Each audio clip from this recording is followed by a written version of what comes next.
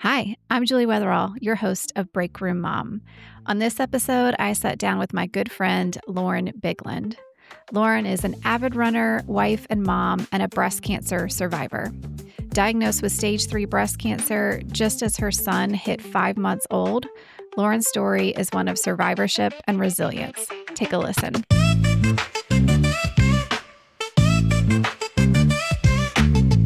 Lauren, thank you so much for coming to Breakroom Mom. I'm so excited that you're here. Thank you for having me. I'm excited. My first ever podcast. Popping the podcast cherry. I love that. That's a really good opening joke. I aim to please. So my friend, and you are my friend because we know each other from maternity/birthing classes. We do. And we had our children, so my first daughter, your son, 5 days apart? I believe so. August 3rd and 8th, so 5 days apart. Yep. Yeah. Do you have any good stories or things you remember from those classes? Honestly, I think the thing I remember the most or what struck me the most was just like how, first of all, ill prepared I was. Like just the sheer volume of things I did not know about birthing and babies. And then just like the expectations, I feel like, of the midwives and the other families that were there at the time. I remember being like, wow, this is so detached from reality. Like, I don't know how am I going to breastfeed and work? Like, how am I going Mhm. to actually get a kid down for naps and then I'll nap too when like the dogs need to be walked and dinners need to be made and work needs to be Mhm. done. And I just remember being mostly overwhelmed, very Yeah. overwhelmed. Yeah. So I don't think anything funny, but maybe just it's comical in hindsight to be like, "Oh, yeah, no, that's Yeah. not how anything happened. It's not how birth went. That's not how raising a kid went. That's not how breastfeeding went."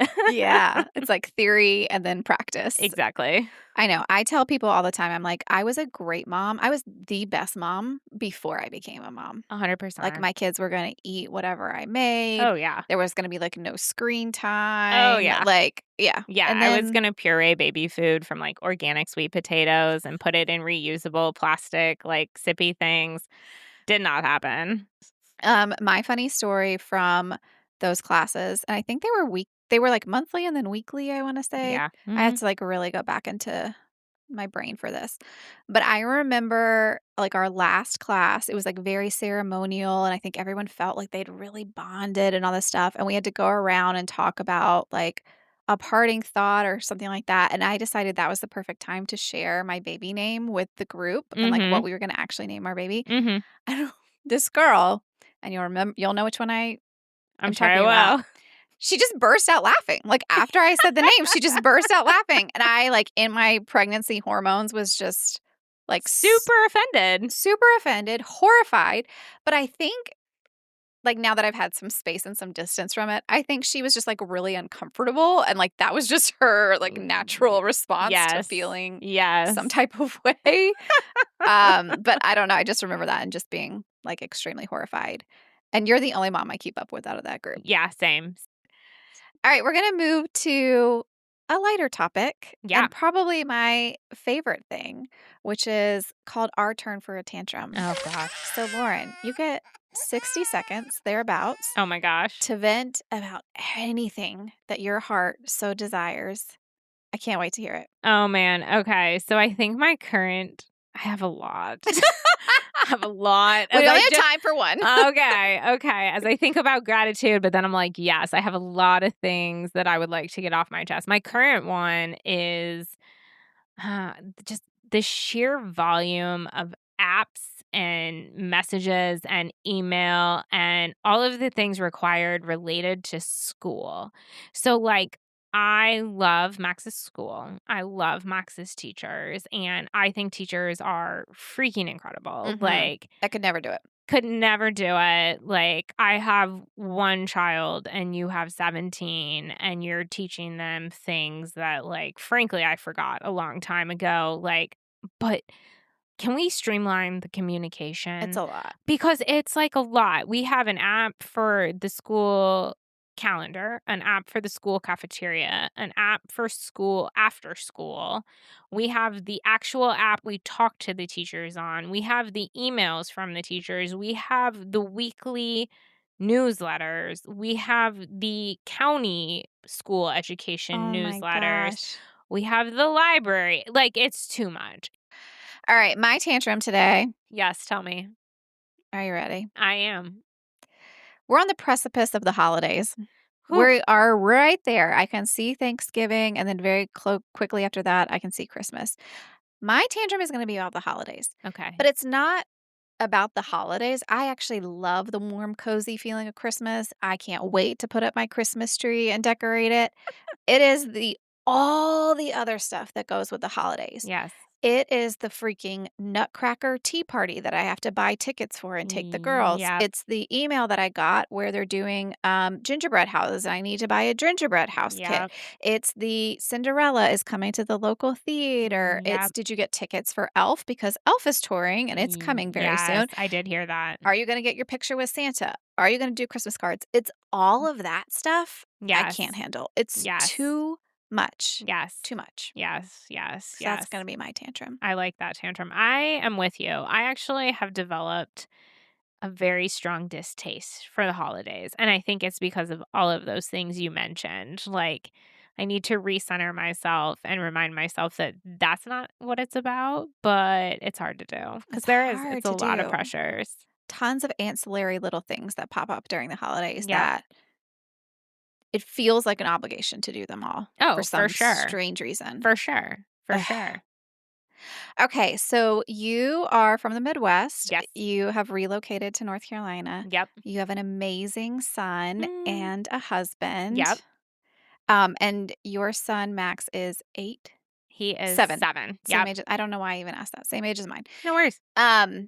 And I know you have a husband who works full time. You work full time as well. Yep. He's got a lot of travel in his job. Yep. So we're going to talk about all that and kind of like your family dynamics and how you guys make things work. But what I was really excited to talk to you about today was an unexpected journey that Yep. you had with cancer. And you were diagnosed with cancer when your son Max was 5 months. 5 months old. Yeah, we started, I had breast cancer. I discovered the lump when he was 2 months roughly, and then the journey to get to an actual diagnosis was about another 3 to 4 months. Wow. Yeah. Okay, so talk to me, like, take it from the beginning. Yeah. You have this infant on your hands. We're in the throes of mothering. Like, Yes. no one's sleeping. No one's sleeping, no one's eating right, no one's Yeah. taking care of themselves. Yeah. And then to go back to kind of what we were talking about with the maternity class. So I was really big into breastfeeding. That was something I was very committed to. I wanted to do.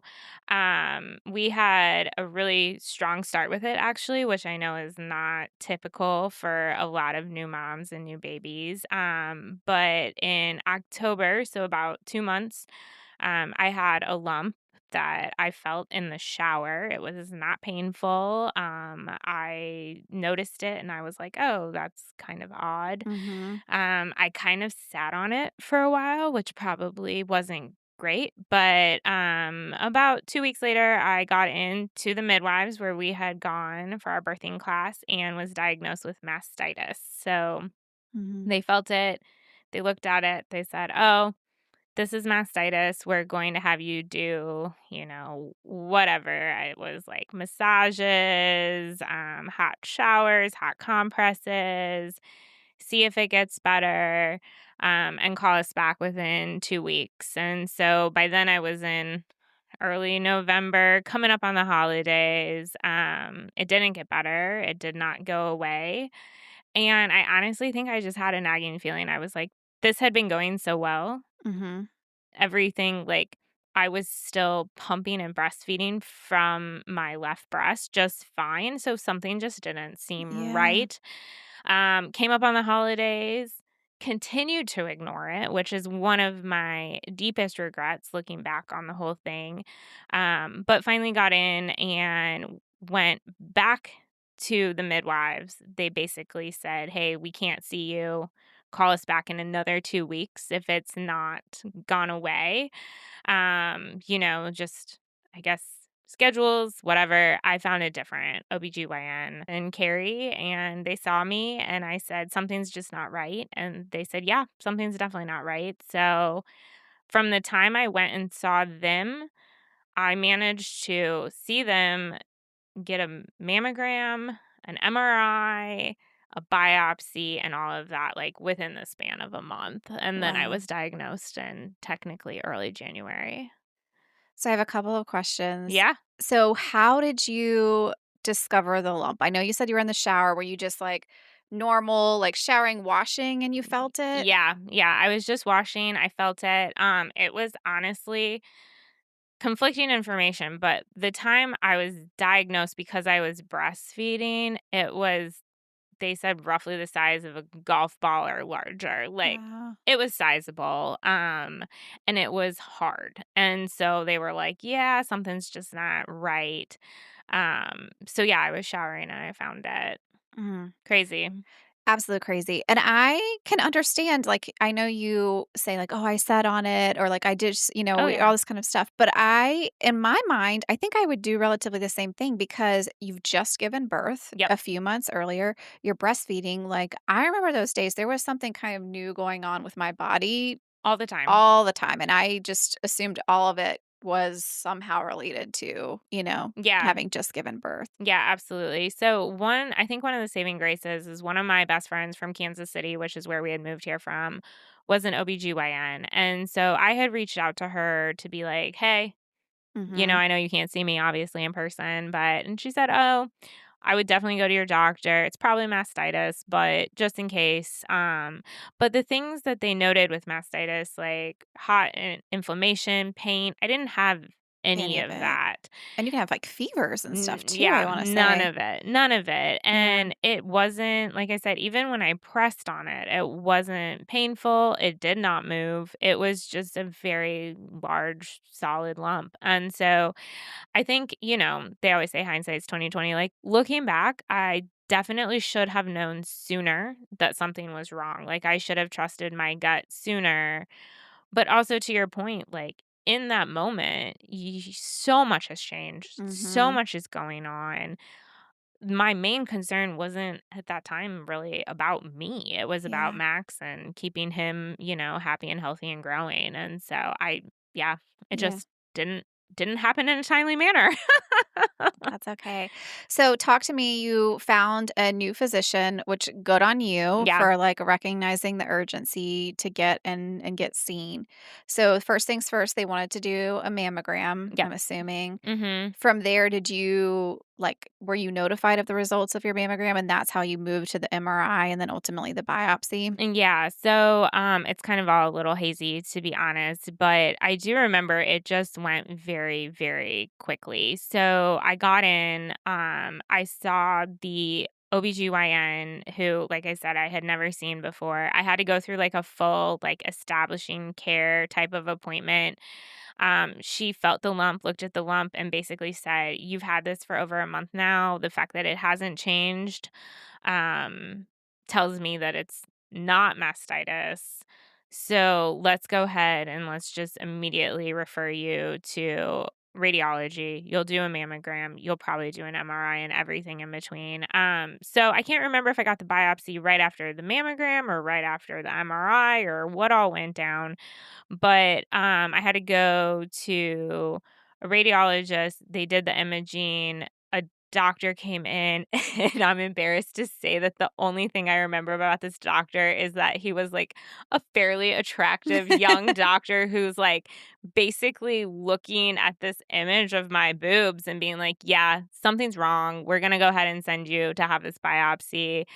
And I was incredibly nervous. I got the biopsy, and I remember her telling me, like, "Well, we don't know what it is, but I'm going to say that even if it's not cancerous, you're going to probably want to have it removed." And I was like, "Yeah, I have cancer. Something's not right." Like, Mm, and so we kind of knew in that moment. And honestly, I will say one of the things I was shocked by is that when something is wrong and when they know it's wrong, the speed at which they moved was very much appreciated because I had my diagnosis and then I think I had my appointment with my breast surgeon like within a week. Yeah. Wow. Yeah. Wow. Yeah, it was crazy. Okay, so you kind of in that journey from mammogram to biopsy, you kind of knew in the back of your head this Oh, is yeah. breast cancer. You were not trying to convince yourself like benign tumor, like you just knew. Yeah. You Yeah. had a I really think like one of the biggest takeaways I've had from the whole entire cancer journey is how much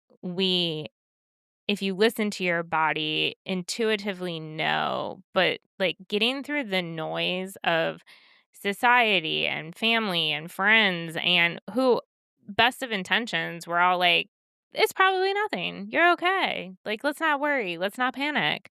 But just like between Dr. Google, which I do not recommend, Mhm. but between Dr. Google and just like knowing myself, it was definitely in the back of my head that something was not quite right. And I definitely don't disagree and understand why I was diagnosed with mastitis. That is obviously way more common than a 34-year-old woman having Mhm. breast cancer. Um, but looking back, yeah, I'm like, oh no, I should have known and I should have done something sooner for sure. So, when you were diagnosed, do you remember that? Was it a phone call or It was it was, do yeah. you remember the call? I do. It was terrible. And then you'll appreciate this story. I was at work. I work from home, remote. I was on a meeting and I saw the call come in. And normally if I don't know it, I don't answer it. But I just knew. I was like, "Oh, I think this might be it. That might not be it." It was a Friday. And they called and she said, "We're sorry, but you do have cancer. You have breast cancer, carcinoma, however I pronounce it, invasive ductal carcinoma. And, we need you to come back in. We're going to need to do all of the imaging, all of the scans to figure out, what is it responsive to, if it's elsewhere in the body, blah, blah, blah, blah, blah." And, I called my husband. I, like, put myself on mute for Oh that my call. gosh. I but Lauren, just hang up the work phone call. Just leave work. and I called my husband crying, obviously. I actually might not have been crying in that moment. I was very calm and controlled with the doctor, and I think I was calm and controlled when I called Kyle, who knows?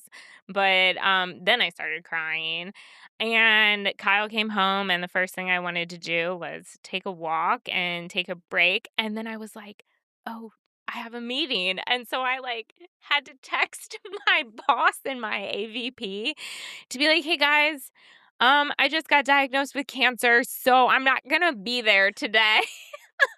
Oh my gosh. It was just, like, a totally surreal moment. They were both very understanding and accommodating. They had no idea, 2 older men, like, I had not shared any of this with anyone, and so I think I caught them both by surprise, to say I'll the say. least. Yep, yep, and then, yeah, so I always think that's like a cruel nature of this world is like your world is literally stopping because yeah, something, whether it's a death in the family or a cancer diagnosis, like something is literally like as worse as possible could be happening to you. And like the world is just the world is still going still on. It going, seems still so going. cruel. We were walking the dogs and we'd see like our neighbors. We were like, "Hey, look at you guys out over lunch. How nice." And I'm like, "Yeah, it's so great. It's so beautiful, this world." Ah, it was awful. It was awful. Oh my gosh. So Kyle, I would hope he came home like pretty Oh yeah. immediately. Oh yeah. And what was his reaction? Like what did he say? Was he Um, honestly, I again, it kind of gets fuzzy 5 years, 6 years removed, but he was I think obviously very caught off guard, very alarmed. Kyle is I think an optimist by nature. He was very much like, "No, it's mastitis. You're going to be yeah. fine." We were in bed on Dr. Google, which again, I don't recommend for anyone who is newly diagnosed with cancer, and definitely have to put your critical like reading skills in play there because I was diagnosed with HER2 positive breast cancer, the most aggressive of the breast cancers, and it is one of the lowest 5-year survival rates. And Kyle just crying and being like, "Well, you can't die on me. Like, we just got married. We just had a kid. We just moved. Like, you can't die." And I was like, I hope I don't die. And little did I know that that article was from way back when, and that there had been a lot of very positive breakthroughs for HER2 positive breast cancer. So those numbers were not legitimate. And again, had I not gone down the doctor Google rabbit hole, I probably could have saved myself a lot of anxiety. But I yeah. think it's only natural, though. I Oh, mean, yeah. you're hearing words that maybe you don't know what they mean, or like, I think it's only natural that you're like on social media looking Oh, or yeah. you're on the websites looking. All right. So we've got the diagnosis. Yep. We've told Kyle. Yes. Talk to me about treatment and what your journey was there. I did 6 rounds of chemo, and then I did a continuation for a year of, 2 maintenance drugs called Herceptin and Perjeta. So those were the drugs that had not been developed when that article that I read Hmm. about the, like, lower survival rates for HER2 positive breast cancer, those were the newer drugs that I was able to take through my year of treatment. Okay. Yeah. So you're going through chemo. Yep. You've got, I keep going back to this, but you had an infant on your I hands. did. Mhm. So Mhm. talk to me about trying to take care of yourself, take care of a small child. Yeah. We had a lot of people supporting us. You supported me, Melissa supported me. I had met a friend on Bumble. No joke. I moved here, I was lonely. I had met a friend on Bumble who happened to have a daughter about a month or so before we had Max. And when I told her, she was like, I I I have a ton of breast milk if you want it. And I was like, is that weird? Is that allowed? Is that okay?" She brought over like multiple Yetis of breast Wow. milk. So I had to stop breastfeeding immediately, as one can expect. But we were able to breastfeed Max with her milk donation until he was just over a year. Wow. So it's like an additional, like, 6 months worth of breast milk. It's Yeah, insane. It's insane. that's amazing. Yeah, yeah. So people are amazing. Yeah, and they Yeah. rallied around you. Yeah, they really did. So it was pretty cool, honestly. I mean, minus the cancer part. The rest of it was great. What did you feel like on chemo? Because it's illustrated in movies as, like, you've got Yeah, your head in the toilet yeah. and It was weird, and knock on wood, there's no wood around here to knock on, but knock on wood, it wasn't terrible. That is not everyone's experience. So, for anyone listening to this who might go through this journey, or who has been on this journey, I think it's just obviously really individual. It's how does your body respond? How well rested are you? How well fed are you? How positive are you? How much, angst or anxiety are you dealing with? I was very lucky to have a not great, but not as bad as the movies portray it experience. so you had rounds of chemo, you had a year of these 2 drugs, Mhm. and then was it like, "Yay, you're I healed"? wish. Wouldn't that have been great? Wouldn't that have been great? No, so I did the year of chemo. Well, the 6 treatments of chemo and then the continuation of the HER2 positive treatments, the Herceptin and Perjeta. I'm trying to think of the timeline. So, I started in February. I would have ended in roughly June, maybe May, somewhere in there. I had a recovery period, and then I had a double mastectomy. Then I had a recovery period, and I had radiation, and then I continued the treatment. So the double mastectomy was Mhm. based on the surgeon's recommendation that, you just needed to be as aggressive as possible. Yeah, so it was twofold. It started it actually was a very emotional and difficult decision to make. So originally, because I was responding so well, I wanted to do a lumpectomy, which is just the removal of the tumor in the area around it. And so they were like, "Oh, okay, you're kind of young. That's a little risky, but let's see how it goes." And so I was responding well, and then I had genetic testing, which is I don't know if it's like mandatory in the way I think of it as being mandatory, but it felt mandatory. Genetic testing to say like, "Hey, let's make sure that you don't have one of these genetic markers that increases your risk for breast cancer because that does change the recommendation." So I ended up testing positive for the BRCA2 gene. So that made the recommendation immediately to be the double mastectomy because you want to get rid of that breast tissue to make sure that any likelihood of it coming back is, as low as possible. And then that's also what led to the hysterectomy that I had earlier this year, actually. So, because that also greatly increased my ovarian cancer risk. So, that's where we kind of changed from a lumpectomy to then a single mastectomy to just a full mastectomy and being done. Wow, Yeah, it was wild. that is wild. Yes, So you yes. talked about it being kind of an emotional journey and decision. I can't even imagine, but what was going through your head when you were thinking about the double mastectomy and then Yeah. losing your breast tissue?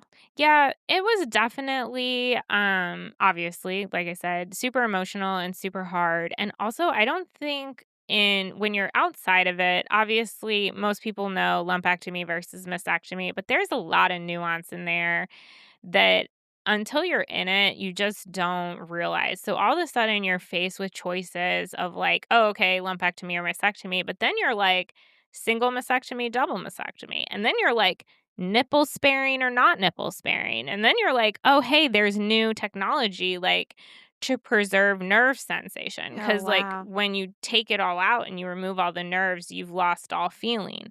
And then you're faced with questions like, what about reconstruction, which people just don't talk about as much. So, Yeah. do you want to be flat? Do you want implants? Do you want expanders like to help grow that area? Do you want that to be an implant or do you want it to be taken from like your body and made with Mhm. tissue? And it's just like the sheer number of choices that you have, and each one has a pro and con. And then in the back of your mind, you're like, what does this mean for like me and Yeah. my the way I like internalize myself being a woman? What does this mean for my like relationship? Like Yeah. Kyle doesn't care, but also does Kyle not care? Like what do like Yeah. like whoa, whoa. It was a lot of information.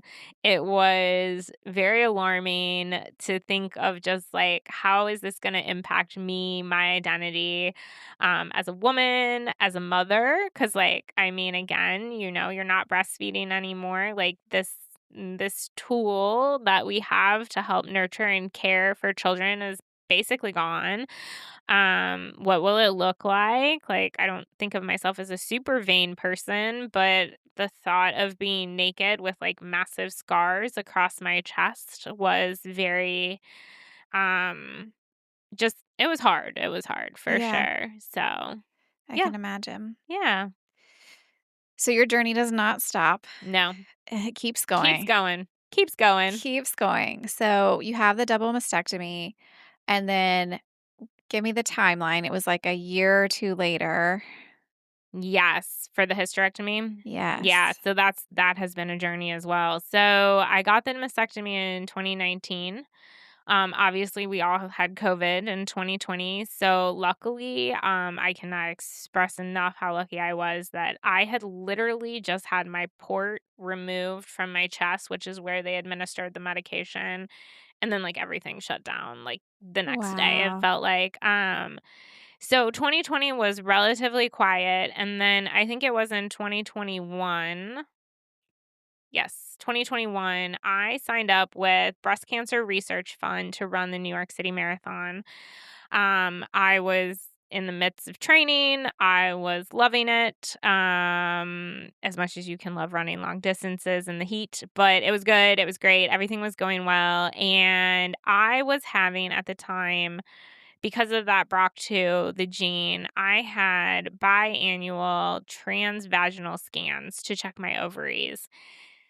And I had always had kind of weird scans, and they'd always make me come back, and then things would change and we'd be okay. But for whatever reason, in that summer, on I think it was my left or my right ovary, I genuinely can't remember, I had a cyst, and they were like, this is worrisome because it's not falling off. It's growing, it's getting Mm. larger.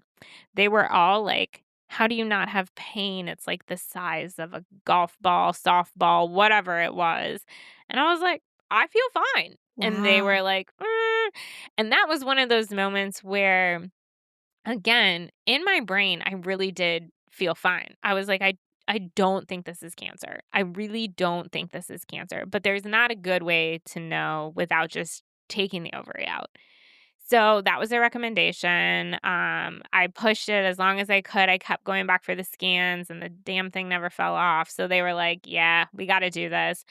So in September of 2021, I had a oophorectomy, which removed the one ovary that was causing the problem, as well as both fallopian tubes. Okay. Because, again, you're going to want to check with an actual doctor, but something like 80% of ovarian cancer actually starts in the fallopian tubes. So that brought about a lot of other questions, about, are we sure we're never having another kid? Do we want to take any sort of precautions in that way? And at that point, we had already had the kid discussion as part of chemo. That's like a very interesting side story in and of itself. But yes, I went ahead and had the ovary removed then, as well as the fallopian tubes recovered. And I unfortunately had to push out my marathon to the next year, but that's okay. Mm. So then I ran the marathon, and then basically the same thing happened this past year in 2024. And I ended up going with a full hysterectomy back in January. Wow. Yeah. So everything is gone. Everything is gone Yeah. and you are cancer free. I am, yes, which is great. The ovaries never ended up having cancer. It was No just, way. yes, thank goodness. It was just Nagging cyst that would it was just a never. cyst. Yeah. And so Wow. when the same thing happened with the other ovary and they took it out, I was cancer free. So, and again, that's that weird, like, intuitive, I felt okay. I felt confident for whatever reason. I have That it nothing. wasn't. Yeah, I have nothing to substantiate it, but that I just genuinely felt like it wasn't cancer. Like, I felt strong. I felt good. I was running. I was happy. Like, everything seemed fine. But then that's like, how do you know what chance to take? Like, that's a Sure. big risk. Sure. That's a big risk because what if it is cancer and you don't know and it keeps growing? Like, what type of timeline are you buying yourself there? So ultimately, I talked it over with Kyle, and we kind of said, you know what, like, it's going to suck because it threw me into surgical menopause, which is a bitch. But it's nice to know that there's no organs in me here now that could possibly, I mean, I can get cancer again for sure, but hopefully not. Sure. And And there's you've done everything that yeah, you I've done can. everything I can is really helpful. Yeah. And you had a 3-year-old at the time. So you were also thinking about probably him and Yes, yes, in 2021. taking Yes, every definitely. precaution that you And I could. mean, I think that sits in the back of your mind as a mother, no matter what. Like, I mean, obviously, survival sits in the back of mind of anyone's brain who's been diagnosed with cancer. But I feel like motherhood especially makes you realize, like, I'm a risk adverse person to begin with. I'm definitely not like a, hey, let's try it and see what. No, I'm gonna take the well documented, well trusted, well tested path every time. But especially when you're a mom, deviating from that and then finding out, like, oh, this didn't work, it no longer just impacts you or another adult that you're in a relationship, but it impacts the kid who Mm. really can't grasp that, who frankly I just don't want growing up without a mother, even though, like, had something happened, the community that stepped up for me would have stepped up for him, but, like, again, at what cost? Yeah. So, yeah, it was definitely a tough decision, but in retrospect, coming out of it, I do think I made the right one for me. You mentioned that you've become involved with BCRF Mhm. and you ran the marathon to help Yep. fundraise for them. Yeah. Why is sharing your story or helping, fundraise for research important to you? Yeah, that's a good question. So, breast cancer research fund kind of like came to me throughout those groups that I had mentioned, Young Survivor Coalition, KO, just a bunch of groups. And I think when you're in the breast cancer community, you start to realize that, like, yes, everyone, like we just said, is afraid of your mortality. Like, am I going to die? But now that I'm on the other side of survivorship, it's kind of like, is this going to come back? And Mhm. am I going to be one of the statistics where you have stage 4 cancer? And stage 4 cancer is, for me, the big scary demon that's like always kind of lurking now.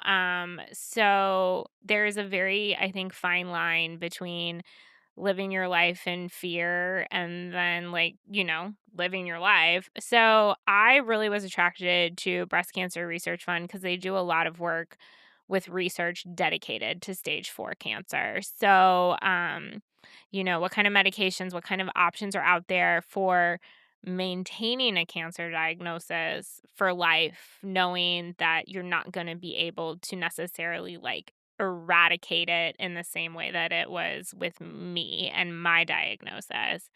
Another thing that I don't think people think about or maybe realize, and at least I didn't, was that there's just like an overwhelming amount of things that we don't know about Mhm. cancer. So it's wild to think that for everything we do know with breast cancer and everything we do know with cancer, there is a lot out there that's just not well known or not well documented.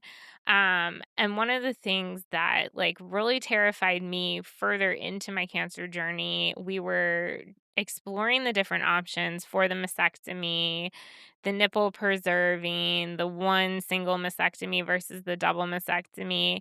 And when I had been initially diagnosed, I didn't realize kind of how fluid the stages of cancer are. Like, are you stage 0? Are you stage 1? Are you stage 2?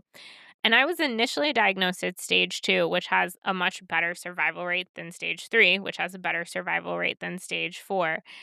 And then because I had been breastfeeding, it kind of came out that the diagnosis had been, or the staging had been incorrect, that the Wow. tumor was actually a lot larger than they realized because I had been breastfeeding. So they had struggled to kind of see and realize the size of it. And that changed my diagnosis from stage 2 whatever to like stage 3A or 3B, which is like only one stage before it's Sure. stage 4. The cancer, like I said, had been in my lymph nodes. So it had been a matter of who knows how long before it had migrated and been elsewhere in my body, which would have made it much, much harder to treat. So that's really why I think I was attracted to Breast Cancer Research Fund. Also, it doesn't hurt that they do fundraise for the New York City Marathon, and that's the race I wanted to run. But yeah, they're a great organization. They do a lot of incredible work. And like I said, I think it really is one of the things. I know we're not in October anymore, but people always say stage 4 deserves more, and it really does because that's, I don't wanna discount the other stages, but on the other side of it now, that is definitely my fear and definitely Mhm. something that lurks, like, in the back of my brain of what will my options be if it comes back and it's stage 4. Sure. Yeah. And hopefully BCRF makes some great advancements and Yeah. even more treatments on the horizon. Yeah. I just find the running community to be incredibly welcoming and supportive, and they just really do lift you up, and then I think at the end of the day, running really has taught me, even before my cancer diagnosis, it teaches a lot of discipline and it teaches a lot of grit. And I really credit this mentality of like one step at a time, one foot in front of the other to kind of getting me through the tough spots.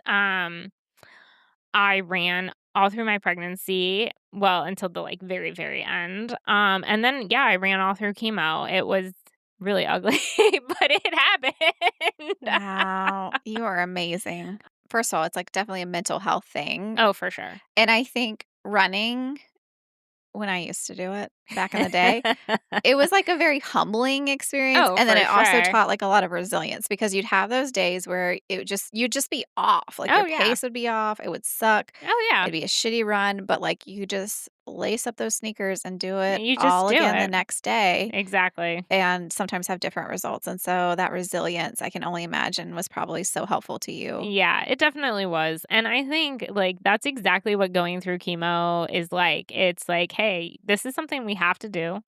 We're going to, metaphorically lace up our sneakers, prep ourselves the best we can, and just kind of see what happens. And again, no matter how fast or far you go, as long as you're putting one foot in front of the other, you're technically making progress. So, it was a great, it has been a great tool throughout my whole life to, stay positive, stay gritty, for lack of a better term. And yeah, it's kind of been like a really fun journey. I've done some really cool races. I've met some really cool people. Like I said, it's basically my entire identity at this Yeah. point. So, I'll try to forgive you for saying all of your close friends come from running. well, okay, you know what I mean. I'll try to let that Motherhood one just go too. right by. Just let it fly by. It's fine. It's fine. Um, so what does it look like today? What is your checkups, your progress Yeah. to ensuring that you're cancer free? What does that look like? Yeah, so survivorship is kind of wild, honestly. So I feel like at some point early in the diagnosis and early in my treatment, I was like, "Oh, being a cancer patient is gonna be my identity forever." And then I was declared cancer-free, and then all of a sudden it was, like, a year later, and then all of a sudden it was, like, 2 years later, and then all of a sudden we're at, like, 5, almost 6 years out, Wow. and it's incredible that I really don't think of it in the same way, I used to. Like, it's like this traumatic part of my story, but also this like incredible story of growth and, like triumph and whatever else it may be. But yeah, the only thing that really is left over, quote unquote, that also super sucks is the menopause because, and again, that wouldn't happen with everyone. That's directly a result of my hysterectomy. Um, but yeah, I mean, honestly, it's interesting. I see my oncologist once a year and she is so slammed. I actually see her RN, Mhm. whatever, Denise. She's amazing. We run blood checks and for the first time, like literally since my pregnancy, they were like, you probably need to get a primary care physician because like we Wow. don't need to see you on the regular. And before I was seeing my OBGYN for the transvaginal and the blood tests and all that, and I don't do that anymore. So I think I'm like normal I again, was gonna say you're a regular a human. regular human minus the menopause. Yeah. So that's another interesting thing about cancer. I know you didn't ask this question, but I'm just going to throw it out there is like, so the number of people who come out of the woodwork to help is incredible, but the number of people who come out of the woodwork to offer unsolicited Oh, I advice bet. is just wild. And I mean, some of it, I'm sure it's all well intentioned. So I'll say that. But some of it can really F with your mind to be like, I heard so many times like, oh, sugar is feeding the cancer, sugar is feeding the cancer. And I'm just like, damn, because I love sugar. And then you talk to your oncologist and they're like, no, That's no, not real. no, that's not like this. Your cells are eating all the same stuff. Like a cancer cell is not just going to like pull out. Yeah. I don't know. I don't even know how it was Oh explained my to me, gosh. but I was like, thank you. I didn't Thank even you. think about that aspect. And you had like a double whammy because when you're pregnant, everyone wants to give you Yes. unsolicited advice too about Yes. either the pregnancy or what you're going to do when the baby's born or the things Yes. you should buy. So you had that. Yes. And then you Yes. immediately went from that to To the here's cancer. all you need, all the Yep. unsolicited advice I'm going to give you about living Yeah. with cancer Oh, and yeah. how to treat For and sure, for sure. wow. So, I think the biggest thing it's honestly taught me, and maybe it's just, like, I think our generation is getting better at it as women, and being millennials and, like, the boundaries of, like, work and relationships and social media and whatever is, like, it really did teach me to kind of, like, safeguard my space and my family and Max's space to be like, we don't need to hear this, like, this isn't helpful, like, Mhm. whatever it may be. It is definitely a learning experience, for Yeah. sure, for Yeah. sure.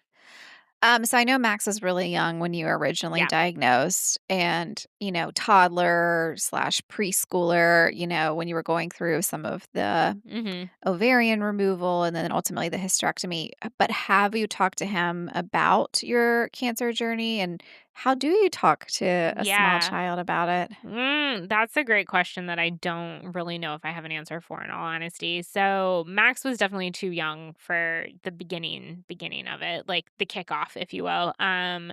He had no clue. His biggest complaint was probably the swap from the boob to the bottle. He was like, "What is this?" But other than that, as he's gotten older, we've like alluded to it. Like if characters in a book or characters on TV have cancer, it's like, oh, mommy had that and blah, blah, blah. But we've never had a very in depth conversation about it until I had the hysterectomy because, he was 6 at the time. And is that right? Yeah. And so there definitely was kind of an understanding of like, hey, mom is not sick, but mom is having this surgery. Like someone's going to cut her open, take these Mhm. things out. The biggest thing was like trying to explain to him, like, hey, I can't pick you Pick you up. up, yeah. I can't pick you up. I can't do a lot of physical things. Like I'm not going to be able to like get on the floor and play with you. I'm not going to be doing any sort of like sports with you or anything for a while. Mom is going to be resting a lot. And then honestly, I don't know if it's the right approach for everyone. And like we just thought about unsolicited advice, so I'm like hesitant to really give it. But we were just kind of straightforward. Like Mhm. mom is having her ovaries and her uterus removed because of the old cancer diagnosis. It is just precautionary. You don't have a uterus and ovary, so you this because a lot of the questions were like, "Is this normal? Is this going to happen to me?" Like, blah blah blah. And then the other thing is like the sibling component. So mom cannot have a baby anymore. Like this is like because that's something he can kind of grasp Mhm. versus, trying to explain the nuance of like survivorship Sure. and decreasing ovarian cancer risk and blah, blah, blah, blah, blah. So, yeah, I don't think he quite got it, but he got it. A good friend of mine gave me, she came by after the surgery and gave me this like uterus pillow. I don't know where the hell she found it, but this like bright pink uterus. And he was very attached to that for a No while. Yeah. kidding. Yeah. So he was like, I don't know. It was kind of cute That is actually. very cute. Very cute. Well, I think all of us, like, our parents don't tell us some things until we're much older, and Yeah. I think he will have such an appreciation for what you went through, Yeah. and, like, you'll be his hero when he's Yep. old enough to take it all in and absorb kind of, like, the brevity of Yes. the situation. Yes. You talked about kinda your village coming together and a lot of people offering support to you. I think a lot of people struggle with, "My friend's just been diagnosed," or, "A family Yep. member's just diagnosed," and, like, what does support look like? So, Yes. I'm interested what was, like, most helpful to you Yeah. during that time? I get that question a lot. I have like a ready to go email drafted. I just change a couple key parts. So it's a great question. And I think the things that were the most helpful for me specifically was around meals and then just like distractions. So I had a really great friend, Jocelyn. She was in Minnesota at the time, wanting to come in and, like I say, do my laundry, help out. And honestly, when you're in chemo and like the actual week of chemo itself is for me was not terrible. It was really that week after. I had 3 weeks recovery before I went in. So the week of was kind of like, "Oh, okay, not terrible," and then it really, like, hit the week after, but because we had moved, I didn't want my friends to come out and hang out Mhm. with me while I'm in bed and, just like blah and tired. It was nice to have them come out the weeks I was feeling good or the week of chemo to go with me to chemo. And so I could like feel joyous and feel like, hey, I can be normal, I can have fun. That was I think really helpful. And then yes, the meals. So I like no one told me I would be in charge of 21 meals a week or more with snacks. Like I just didn't think about it. And so that was a huge thing. A lot of like Hello Fresh gift cards, Blue Apron, whatever it may be, a lot of like pre-made freezer meals. I always suggest making freezer meals or some kind of like gift card to use in the moment simply because there was a lot of things that just were not going to sit well Mhm. during that like kind of transition time.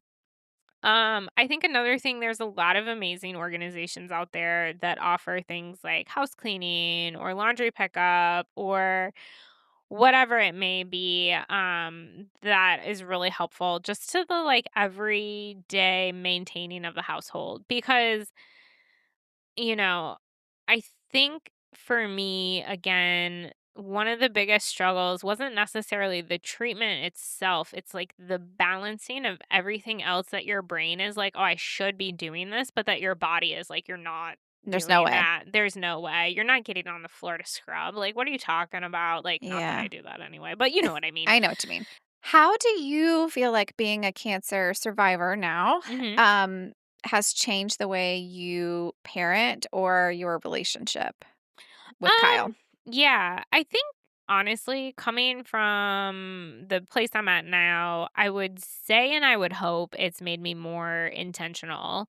I think it's made me a little bit more aware of the things that matter versus the things that don't. Obviously, we all have our moments of like, oh my gosh, like what the F is happening? But I definitely like things that I think used to drive me bonkers pre-cancer, maybe I just don't worry about or nitpick as much anymore. All of that to say that I will say that like, roughly a year or 2 after my diagnosis, I think this is, like, the wildness of the human brain. Like, I really felt like a year or 2 after my diagnosis, I was in this, like, incredible spot of, like, "Oh my gosh, I just came out on the other side of this." Like, I am so thankful and grateful for everyone and everything. My life is beautiful. Everything's perfect. Max is having a tantrum. It's fine because I'm alive, like, type Yeah. of a thing. And now, 5, 6 years later, like, I wish I still had that grasp. I wish I still had that perspective, and I do. Like, it's there. I can assess it or reach it, access it. That's the word I'm looking for.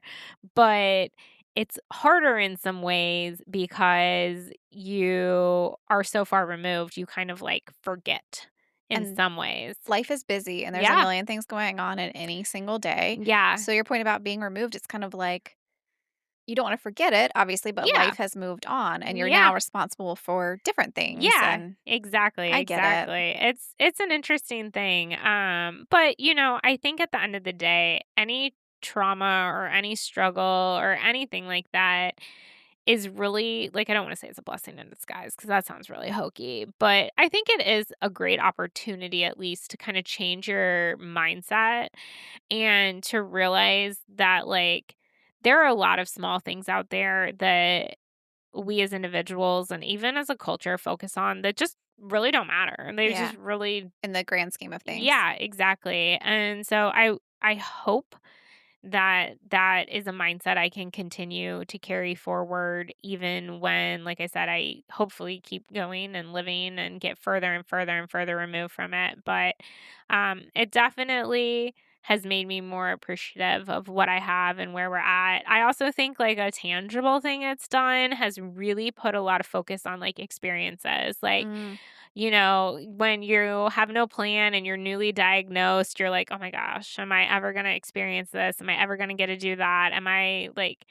living life the way I want to?" And obviously, being 34 at the time, like, I'm not gonna, like, do something super dramatic, like quit my job and move to France and live off of wine and bread, but like let's make an effort to go to France. Like Yeah. let's make an effort to drink more wine, like in And moderation. Like yeah. let Or me open the expensive bottle of wine that's been Yes. sitting on the shelf for years. Exactly. I know your coming out of COVID experience was probably a little bit different, but Mhm. that same sort of mentality of just like Yeah. gratitude and all, and like kind of a new appreciation for the most important things in life. Yeah. I feel like a lot of people came out of COVID that way. Like, Yes. oh, I took for granted the simplicity of just spending time with my Oh, relatives for or sure.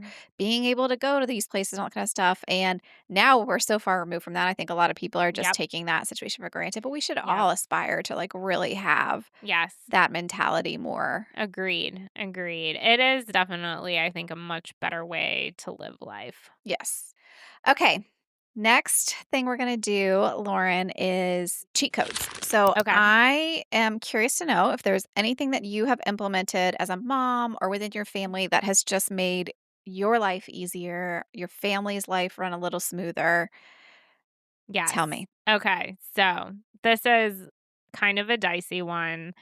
I think a lot of people are like, "Ugh, I hate hearing that." But I am a meal prep advocate. Oh my Okay. gosh, it sucks to lose like half of a day to On the meal prep. weekend. Yeah. Well, okay. So I do think I have a practical, helpful tip. Okay. So I used to do where like 3, 4 hours on Saturday or Sunday was dedicated to deciding what we're eating for the next 7 days, going to the store, and then prepping it to whatever point that I can to make it, manageable during the week. So some things freeze really well. Sure, I'll bake it, I'll freeze it. That's easy. Some things I would just chop the vegetables, whatever. But it also kind of just sucks to like work all week and then lose half or a fourth of your Yeah. weekend to meal prepping. So, what I started doing is basically when I make a meal, I still meal prep in a way, but what I tend to do is I tend to just double every single thing I make that can be doubled and then freeze it. And it's way easier. So, it's Genius. like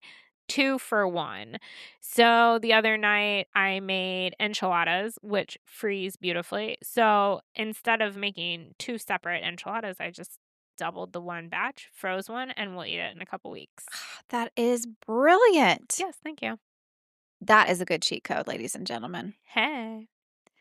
Lauren, thank you so much for doing this. You are one of my very best friends. No. You are an inspiration in so No. many ways to me. I love having you in my life. I love that you have kicked cancer's ass, been a great mom, No. still are a great mom. Oh, you're gonna make me cry. Thank you. But thank you for doing this. You're awesome. Yeah, it was fun. My first podcast. Woo!